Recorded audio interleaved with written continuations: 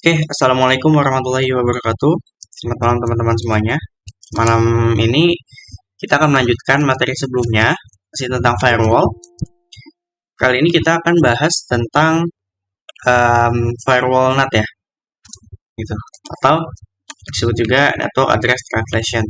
Seperti yang kita tahu, NAT itu fungsinya untuk mentranslasikan IP address dari public ke private ataupun juga dari private ke public. Kalau dari public ke private berarti itu source NAT, sedangkan destination sorry, kalau misalkan dari uh, public ke NAT tuh public ke private itu destination NAT.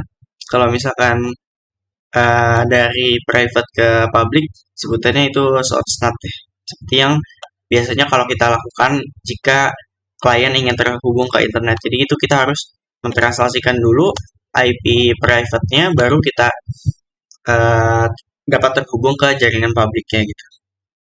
Karena seperti yang kita tahu IP private itu nggak bisa terhubung langsung dengan IP public ya. Jadi IP public sama IP private itu nggak bisa saling terhubung. Makanya ada ada konsep yang namanya NAT gitu. Jadi nanti akan dipetakan alamat IP-nya di mana nanti jaringan komputer akan memberikan alamat IP public ke perangkat jaringan lokal sehingga banyak IP private yang dapat mengakses IP public itu contohnya untuk yang NAT masquerade. Itu pengertian dari NAT masquerade. Oke, NAT ini fungsinya untuk mentranslasikan, kemudian juga NAT digunakan karena terbatasnya ketersediaan IP public ya.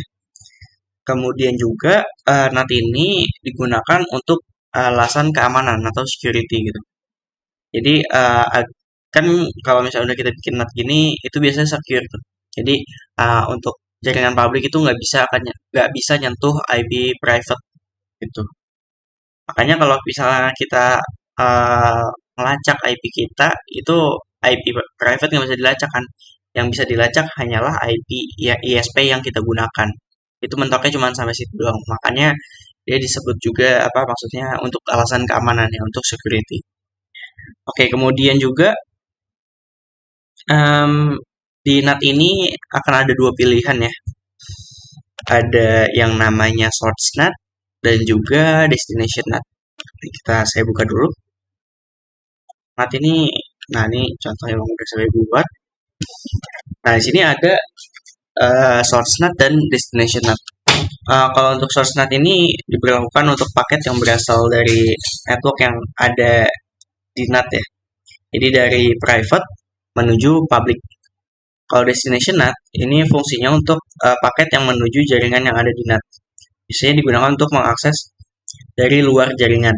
Itu misal dari public ingin mengakses IP-nya si private, maka itu nanti bisa kita bikin destination NAT-nya gitu. Destination NAT ini hampir sama kayak ketika kita melakukan redirect gitu. Oke, untuk kali ini yang pertama kita lakukan adalah konfigurasi untuk source NAT ya. Kalau untuk yang source NAT ini sebenarnya gampang ya, ya kayak biasa aja gitu. Sebenarnya yang biasanya kita lakukan nih, kayak kita bikin untuk masquerade nih. Ini kan untuk yang translasi agar si klien bisa connect ke internet kan ya. Berarti kita harus paham dulu nih konsepnya. Berarti konsepnya itu dia dari private ingin mengakses public. Kalau kayak gitu berarti menggunakan source NAT ya. Nah, kemudian ada OT interface. Nah, sebenarnya nih nggak perlu kita definisikan gitu. Jadi, kalau misalkan kita close aja pun, klien juga bakal tetap bisa akses jaringannya. Cuman, masalahnya adalah dia akan melakukan pemilihan out interface-nya ke semua interface gitu. Dia akan mengirimkan out interface-nya juga yang dari interface yang lain gitu, teman-teman. Oke, presentasi saya udah muncul atau belum ya? Sebelumnya. Blank gitu ya? Muncul udah. Muncul kan? Iya. Itu di grup berarti. Saya bentar, saya matikan presentasi habis itu saya ulang. Di grup soalnya masih blank gitu tadi. Nah, baru tampil. Sip. Oke, saya lanjut. Untuk yang source seperti itu, kemudian untuk aksinya, sebenarnya aksinya ini nggak harus masquerade ya, kita bisa menggunakan netmap, ya bisa menggunakan actionnya netmap gitu. Itu nanti kalian bisa melihat contohnya di videonya Pak Supri ya, yang di SMKTKJ channel. Oke, untuk yang short snap dan net masquerade sebenarnya cuma itu doang ya. Nah, sekarang adalah selanjutnya adalah destination NAT. Nah, destination NAT ini untuk ini ya, agar jaringan publik dapat mengakses IP private-nya. Itu konsepnya hanya seperti itu aja. Jadi nanti kita akan menjadikan IP yang jadi untuk fungsinya sendiri, kelebihannya itu misal kita hanya memiliki satu alamat IP publik. Kemudian di belakang kita ini, di belakang routernya itu ada server yang mana harus kita publikasikan. Tuh. Nah, itu caranya kita dapat menggunakan destination NAT. Jadi nanti ketika kita dari ISP lain terus ngakses alamat IP lokalnya si router server kita itu nanti nggak akan bisa. Jadi syaratnya kita harus akses IP publiknya router gitu. Nanti akan saya jelasin. Kalau kayak gini kalau belum praktek agak susah dimengerti.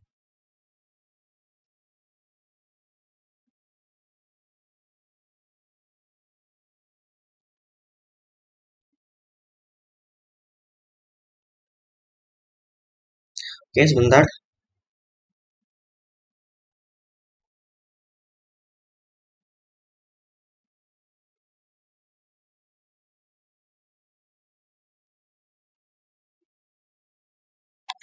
Oke.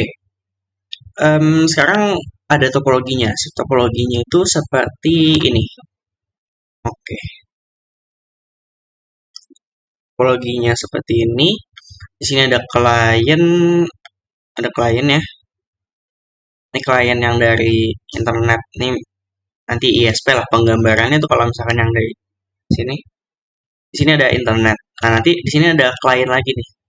Saya contoh kayak gini.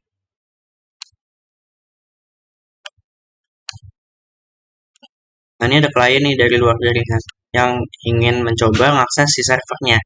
Namun permasalahannya adalah si servernya ini IP-nya lokal gitu.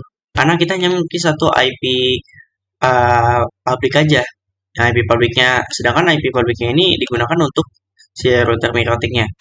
Nah, daripada kita membeli IP publik lagi, mendingan kita menggunakan fungsi dari firewall destination NAT. Yang mana nantinya biasanya kan kalau kita akses IP publiknya, itu nanti kan kita ini ya bakal masuk ke tampilan router ya. IP publiknya itu kalau yang di router ini IP address print IP-nya adalah 0128 ya. Oke, jadi ini IP-nya 0128 yang mengarah ke internet. Sekarang saya akses, ini kan networknya udah berbeda lagi.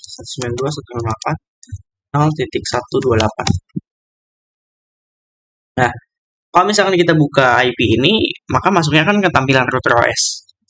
Nah, kita bisa mengubah ya. Jadi kita nantinya IP ini daripada kita digunakan untuk webfig, mendingan kita jadiin web server aja gitu.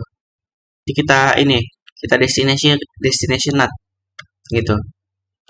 Oke, kayak gitu. Lanjut, harus langsung dipraktekin sih kalau ini.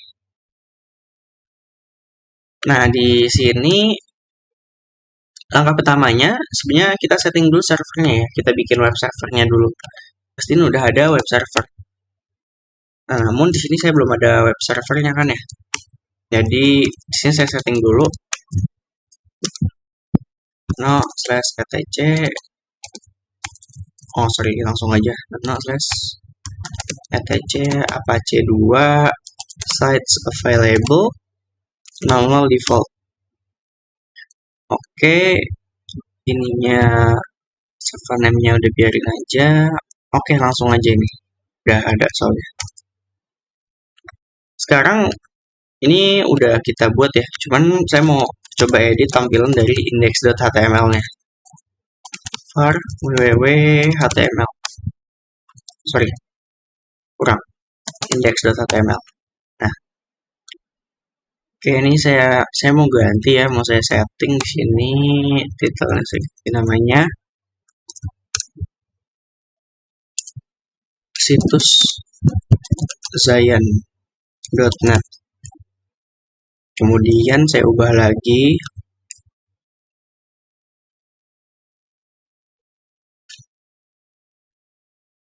kemudian sininya saya ubah. Di sini saya mau ngasih variasi. Saya bikin simple ini ya. Simple HTML-nya pakai Matthew.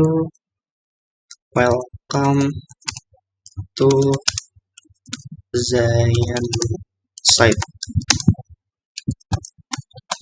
Matthew tutup. Oke.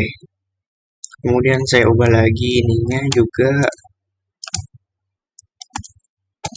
Matthew berhasil tutup Matthew. Oke, kalau udah kita save ya. Sebelumnya saya mau nyoba ini ya, mau ngetes apakah web servernya ini udah nyala atau belum. Oke, biarin aja ini download dulu. Oke, sambil nunggu download, sekarang kita bikin perintah untuk ininya ya, untuk destination NAT-nya.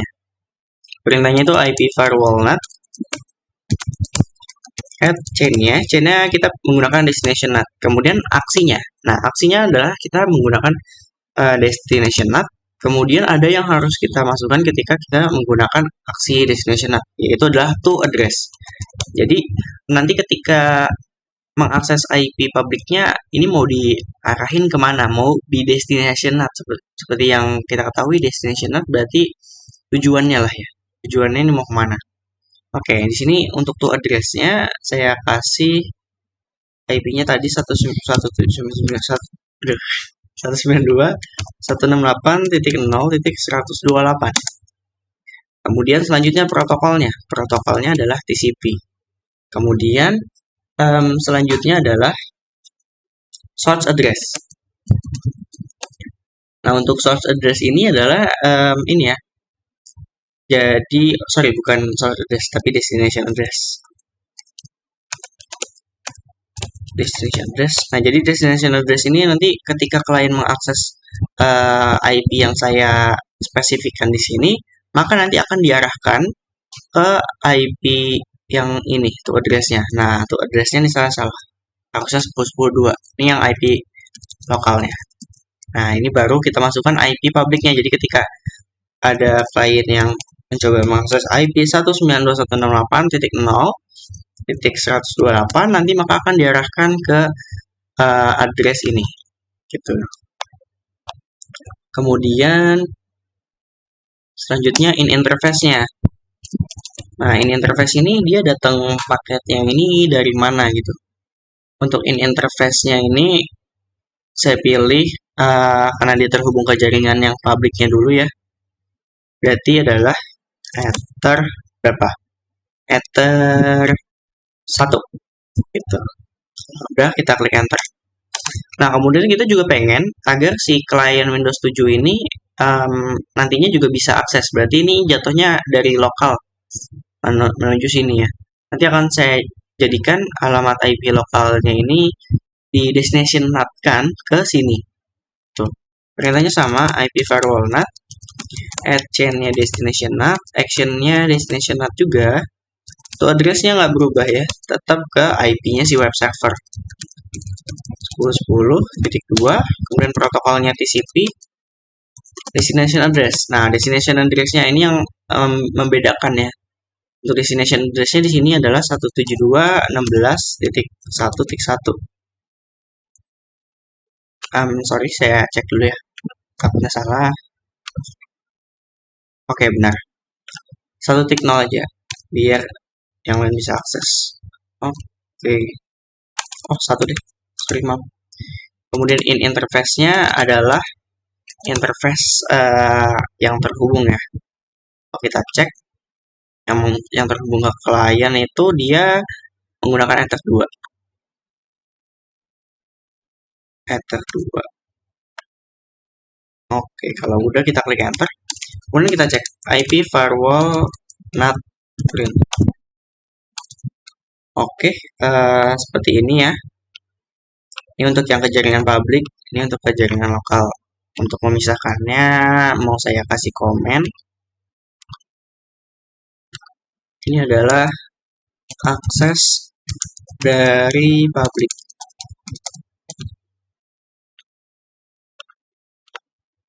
Akses klien lokal. Oke. Udah ya, ini udah berhasil kita buat. Kemudian selanjutnya kita cek ini dulu. Oke, ini di sini udah berhasil bikin linksnya. Links 10 10 10 2. Oke. Ini web servernya udah jadi. Kemudian selanjutnya kita melakukan pengujian ya. Pengujiannya itu gampang. Tinggal kita akses saja. Nah, ini kan posisi laptop saya, ini laptop fisiknya ini kan berarti ada di luar jaringannya si yang VM-nya ini kan. Berarti ini bisa kita sebut ini jaringannya udah public gitu. Nah, ini jaringan lokalnya gitu. Nah, kalau misalkan saya ngeping dari sini ke 10.10.2, kita coba cek. Nah, maka nggak akan bisa gitu. Kenapa nggak bisa? Karena dia posisinya lokal kan gitu.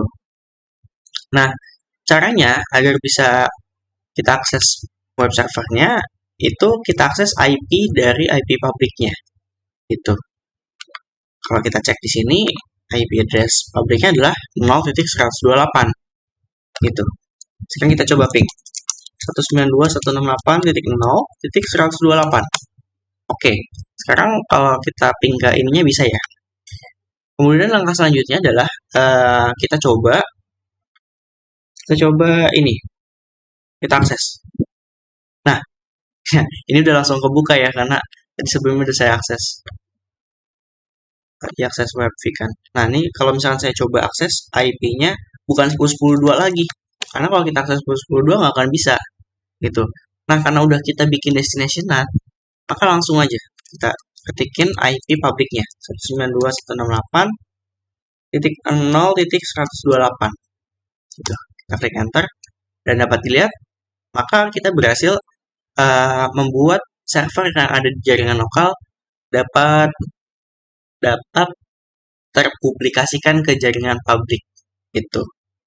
Jadi misal teman-teman punya apa itu sebutannya punya IP publik, misal contohnya punya satu IP publik yang ada di router, kemudian misal kita punya server nih, jadi kita pengen si siswa itu bisa akses servernya. Nah, ini kita bisa memanfaatkan yang namanya tadi destination NAT-nya gitu.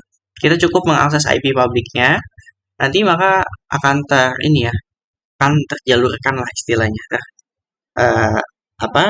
Terjalurkan ya kayak gitu. Nah, di sini saya cuma punya PPT-nya. Ini PPT laporan PKL saya sih. Nah, oke, ini pembahasannya tentang firewall. Oke, akan saya buka. Di sini sebenarnya ada banyak nih. Ada penjelasan tentang chain firewall, block content, dan destination NAT. Oke, ini saya coba presentasikan ya.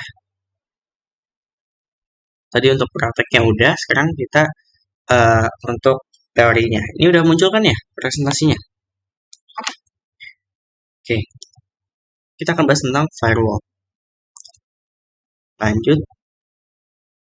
Oke, ini untuk isinya ada tentang saya, konsep firewall, chain firewall, kemudian block content dan destination NAT. Oke, di sini yang pertama, nah ini tentang saya ini udah pada tahu. Konsep firewall itu. Nah, yang jadi pertanyaan apa itu firewall? Firewall adalah sistem keamanan yang melindungi komputer dari berbagai ancaman di jaringan internet. Firewall ini bekerja sebagai sekat atau tembok yang membatasi komputer dari jaringan internet. Oke, ini seperti yang udah saya jelasin sebelumnya ya. Jadi contohnya ya firewall yang simpel aja lah. Contohnya firewall yang ada di Windows kita gitu. Itu terkadang kalau misalkan kita mau apa namanya um, install atau download dari jaringan publik tuh biasanya ada beberapa yang butuh kita matikan dulu firewallnya gitu agar dalam proses instalasinya nggak ada file yang terkorup karena dibatasi oleh si firewallnya itu.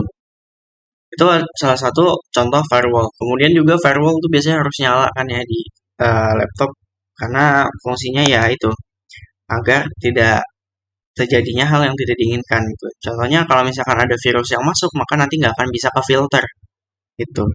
Contohnya adalah ketika kita mengakses mikrotik. Nah, jadi kalau misalnya di mikrotik, misal di awal-awal gitu, kita baru beli mikrotik, itu biasanya firewallnya harus kita matikan dulu.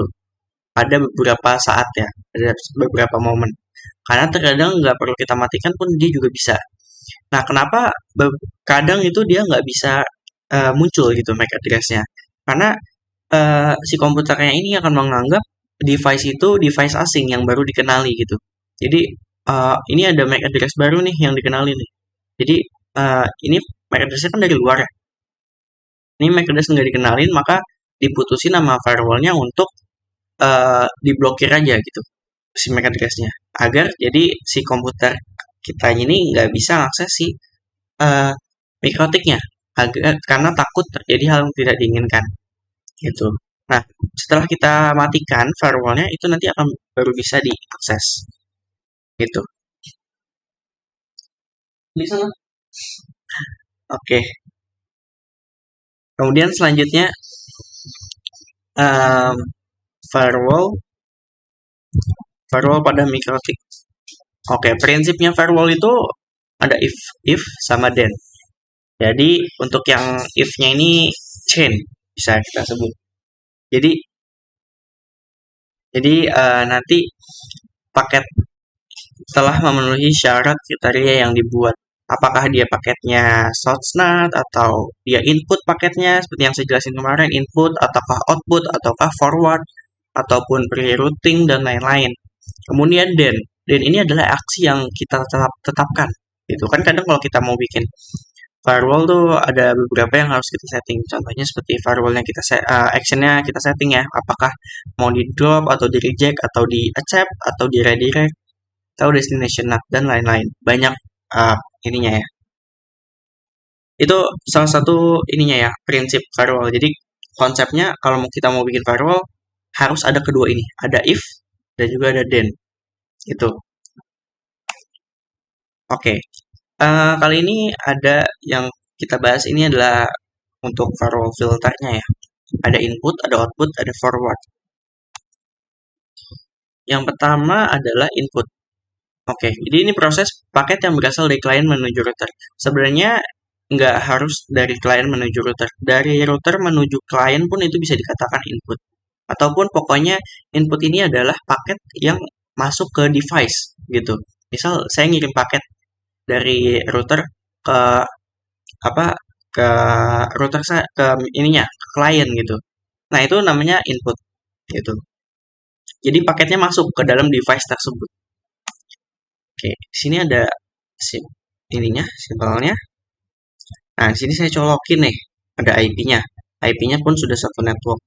Kemudian saya coba ngeping gitu. Saya coba ping IP router saya. Nah, ini bisa nih. Ini bisa di reply.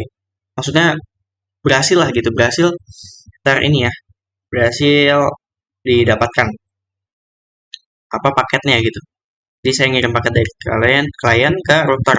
Itu berarti ini inputnya adalah dari klien ke router, masuknya berarti ke dalam device si routernya gitu. Nah, kemudian saya pengen si kliennya itu nggak bisa ngirim paket lagi gitu, karena takutnya si klien ini melakukan hal yang tidak diinginkan, contohnya melakukan DOS dan lain-lain gitu. Maka saya putuskan untuk membuat apa namanya role filternya. Saya bikin sini IP firewall filter, add chainnya input, kemudian source address. Nah, if-nya ini mana mas? Oke. Untuk if-nya adalah chain-nya. gitu. Chainnya input berarti adalah paketnya ini dari mana gitu. Chainnya input, kemudian selanjutnya action ini then gitu. Actionnya mau saya drop. Sekarang kalau misalkan source address kemudian protokol dan interface yang nggak saya definisikan, apakah bisa atau enggak, Mas? Nah, itu bisa. Cuma nanti dia akan ngeblok semua paket yang menuju ke router ataupun dari router menuju klien. Itu. Maka lebih baik kita spesifikasikan gitu. Kemudian kalau misalkan source address-nya nggak saya definisikan, Mas, berarti gimana? Contohnya cuma chain aja, protokol in interface sama action. Maka semua IP address yang ada di router ini itu nggak akan bisa mengirimkan paket ke routernya gitu. Otomatis dia akan memilih ke keseluruhan IP yang ada di dalam router gitu. Maka lebih baik dispesifikasikan seperti itu. Nah, sekarang kemudian saya coba akses lagi nih, ping 192.168.100.1. Saya mau nyoba kirim. Kemudian hasilnya requires timeout. Nah, seperti ini. Gitu. Oke, kemudian ada lagi chain output, proses paket yang berasal dari router menuju klien. Ini sebenarnya juga salah ya. Jadi output ini sebenarnya nggak hanya dari router aja, bisa dari klien menuju router ataupun router menuju ISP ataupun ISP menuju router gitu. Itu sebutannya output ya, selama nggak melewati router gitu. Kemudian sebagai contohnya di sini ini saya koneksikan, kemudian IP-nya. Oke, pahami IP-nya. Kemudian dari dari klien PC ini mencoba mengirim paket ICMP ke dalam router mikrotiknya. Oke, paketnya berhasil diterima. Kemudian selanjutnya adalah saya bikin ini ya, IP firewall filter at chain output. Source address-nya 192.168.110. Out interface-nya ether1, action-nya di drop. Oke, kita enter. Nah, jadi nanti pengujiannya kita ngeping dari router gitu. Kita ping dari router menuju klien. Oke, kita coba ping. Oke, nanti akan muncul message-nya itu paket rejected. Itu seperti yang ada di tampilan sini. Kenapa gitu? Karena di sini paket yang output berarti kan paket keluar kan, paket keluar dari router ini menuju klien. Kan ini berarti kan keluar ya paketnya ya. Nah, ini udah kita drop nih, action udah kita drop gitu. Kemudian selanjutnya forward. Oke. Ini proses paket yang berasal dari klien menuju internet ataupun dari internet menuju klien atau dari klien menuju klien itu adalah forward. Kenapa disebut forward? Karena dia prosesnya ini melewati router gitu. Nah, sebagai contohnya seperti ini. Di sini saya akan mencoba mengirimkan paket dari si PC-nya ini atau laptopnya ini ke internet gitu. Berarti kalau misalkan kayak gitu kan berarti melewati router kan. Contoh untuk animasinya seperti ini. Saya mencoba ping google.com. Ketika saya mengakses ping google.com, otomatis itu dia akan melewati si routernya. Nah, kayak gini. Melewati router ini dulu, habis itu dikirimkan lagi nih sama routernya ke internet. Kemudian selanjutnya saya pengen agar si klien ini dia nggak bisa ngirim paket lagi ke internet gitu. Nah, ini perintahnya. Ini source address. Source address ini berarti asal paketnya itu dari mana gitu. Kemudian protokol yang akan diblok ICMP. Oh ya, yang pengen saya kasih tahu juga, untuk yang protokol ini harus kita definisikan ya. Kalau misalkan kita blok ICMP-nya aja, kita bisa nggak mas akses SSH-nya atau telnet-nya atau webfig-nya? Itu masih tetap bisa. Kenapa? Karena yang digunakan protokol TCP, yang digunakan oleh port SSH, kemudian telnet, webfig itu dia menggunakan TCP UDP gitu. Maka dia nggak akan keblok gitu. Kecuali protokol ini nggak didefinisikan.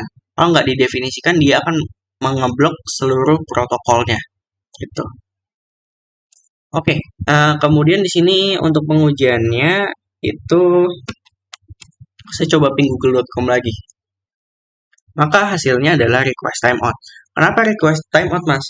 Karena dia udah diblok duluan nih dari sini, gitu. Jadi kan ini udah kedeteksi nih, oh ada paket yang masuk nih. Nah, dia yang perlu kita ketahui bahwa kemarin kan saya jelasin ya, di apa itu namanya, di layar 3 ya. Di layar 3 itu kan saya ngasih header ya.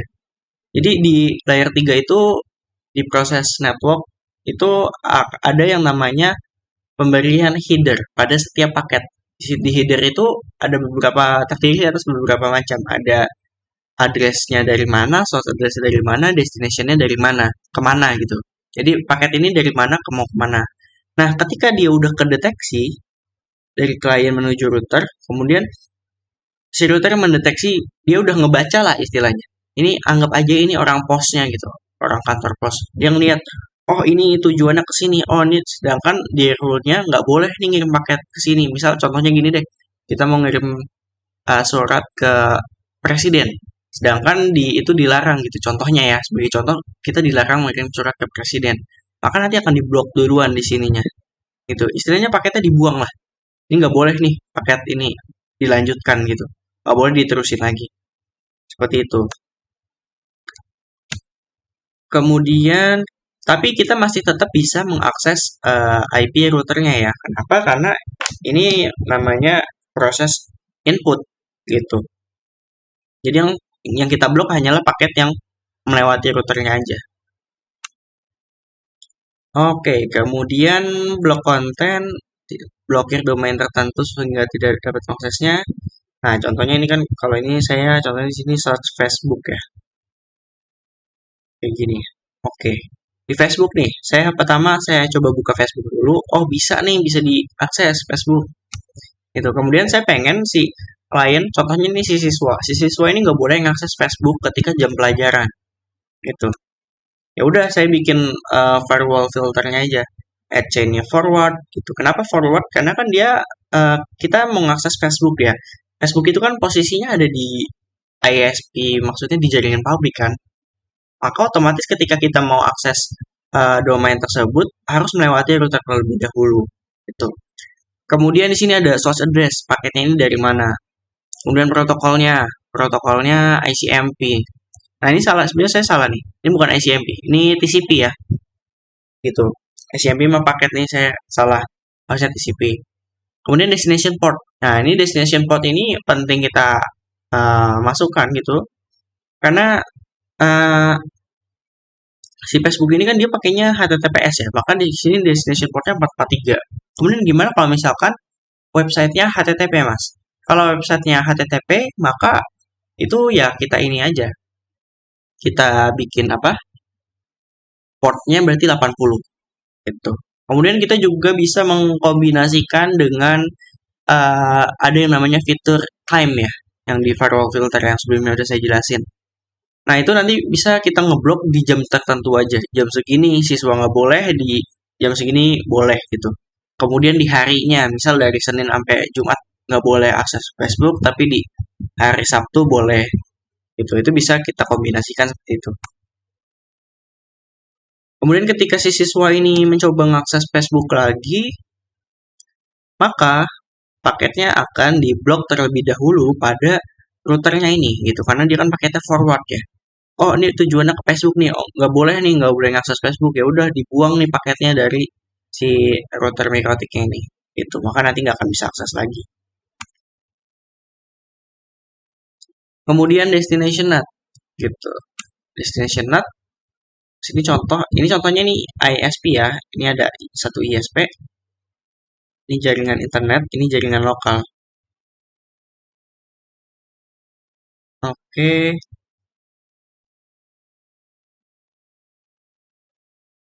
Lanjut, kemudian ngeping ke server Debian bisa, kemudian ngeping ke klien yang ada di pabriknya pun juga bisa. Oke, lanjut. Berarti ini IP pabrik yang ada di Ether 3 ini 172.16.1.3 ya.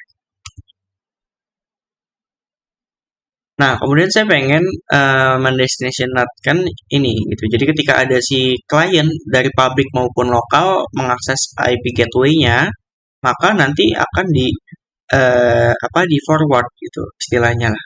Di forward ke IP ini. Tuh. Oke, ini untuk yang lokal ya, ini klien lokal, nih klien publik gitu.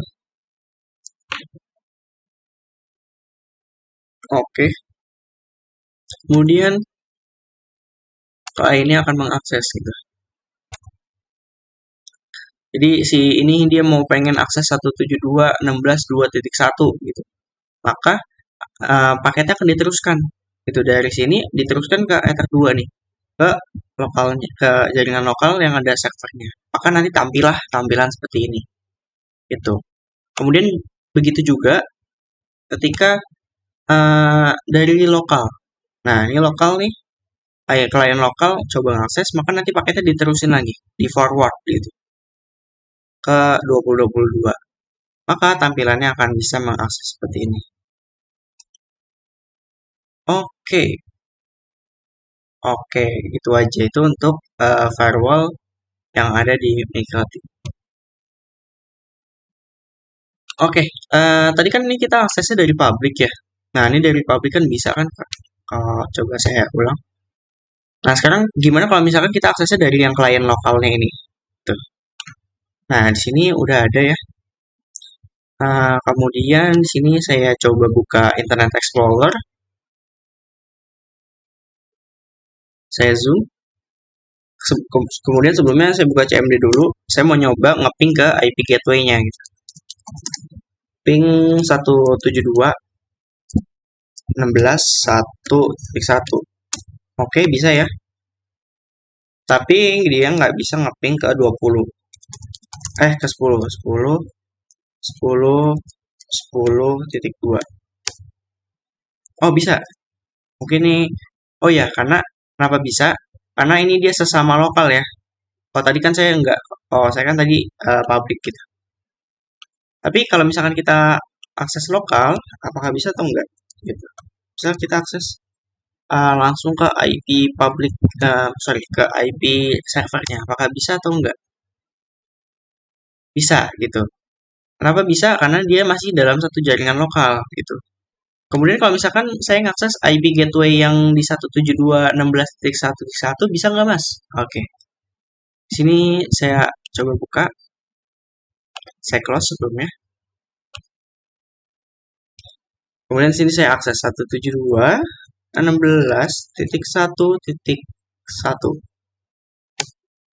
Oke, dan dapat lihat sini pun saya berhasil mengakses walaupun menggunakan IP gateway-nya ini karena udah berhasil di destination kan sesuai dengan animasinya tadi. Dengan paket ke sini, paketnya nanti akan diterusin ke sini gitu. Jadi paketnya nggak berhenti di RB1. Padahal kalau misalkan kita perhatikan ini input ya gitu. Ketika kita akses ini berarti input kan. Tapi sebelumnya udah kita bikin rule destination NAT gitu. Jadi paketnya akan diterima habis itu diterusin. Jadi nggak disimpan di rutenya.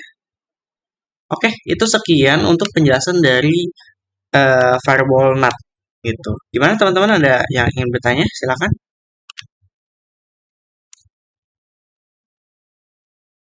Ada yang ingin bertanya? Mas Adit, Pak Visena, Pak Farhan, Mas Krisna, Mas Riko.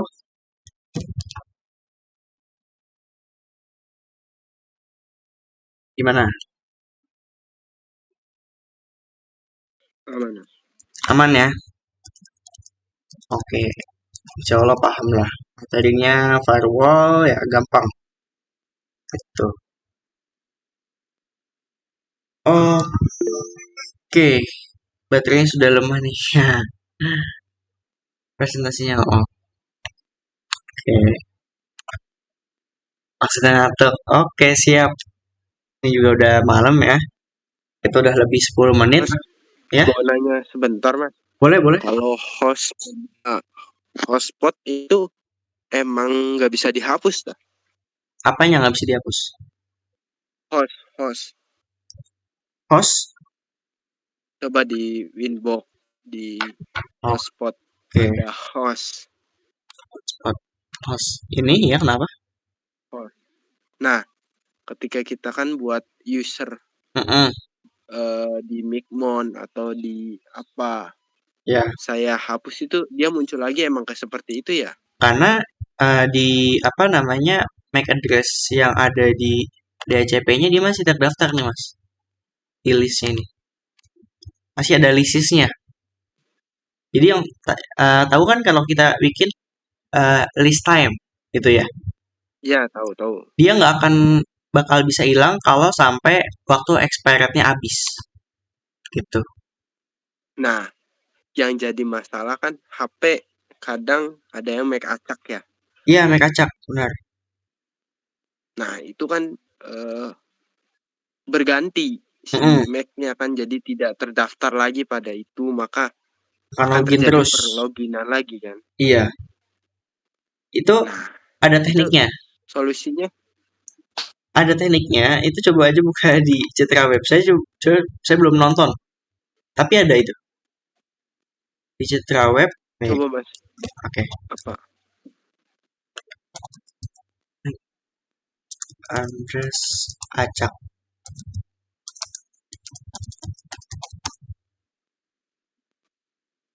Nih, mengatasi klien dengan MAC acak. Nih, Kan nggak seharusnya kita mengganti semua HP orang jadi make acak semua. nah benar. Nah ini cara, Capek di kitanya jadi. benar. Nah ini ada solusinya nih. Nah, saya mau baca dulu, mau dengerin. Oke. Ada pertanyaan lagi nggak?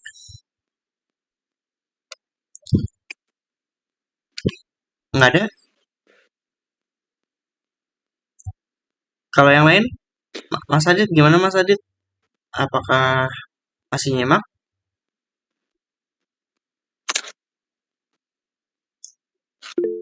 Nyimak Mas. Oke.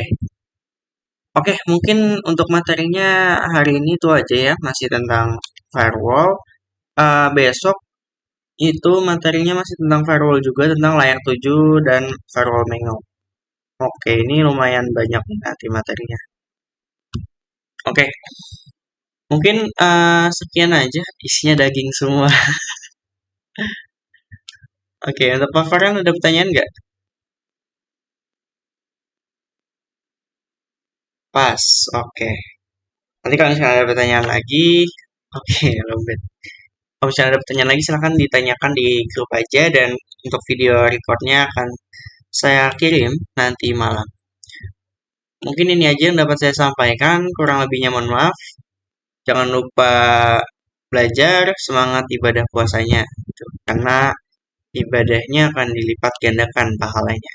Gitu. Amin. Ya Rabbal Alamin. Oke, Assalamualaikum warahmatullahi wabarakatuh.